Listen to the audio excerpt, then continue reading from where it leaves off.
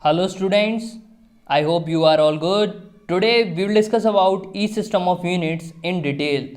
The set of systems of unit is first system of units, which is CGS system of units. In this system of units, unit of length is centimeter, unit of mass is gram and unit of time is second.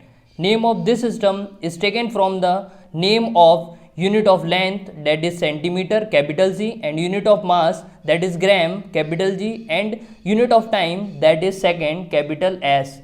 This will form CGS.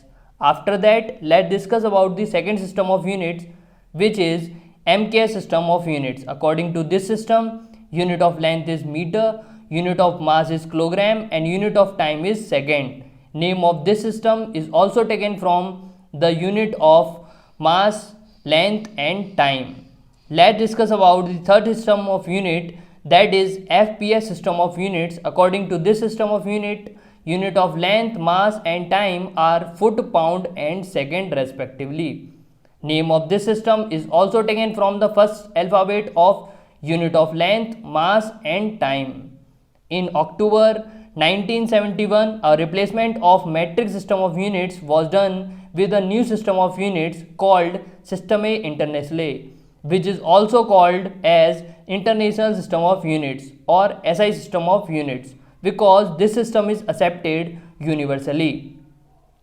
So let's discuss about the important SI system of units. According to this system of units, unit of length is meter, unit of mass is kilogram, unit of time is second, unit of temperature Kelvin, unit of amount of substance mole, unit of electric current ampere, unit of luminous intensity candela. After that, let's talk about a question arises in our mind: why is this SI system of units accepted internationally? This system is accepted internationally because of the advantages of this system. So let's discuss the advantages of this system.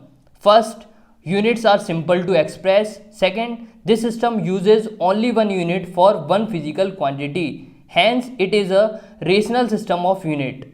Third, units of many physical quantities are relating to each other through simple and elementary relationships. For example, ampere is equals to 1 volt per 1 ohm.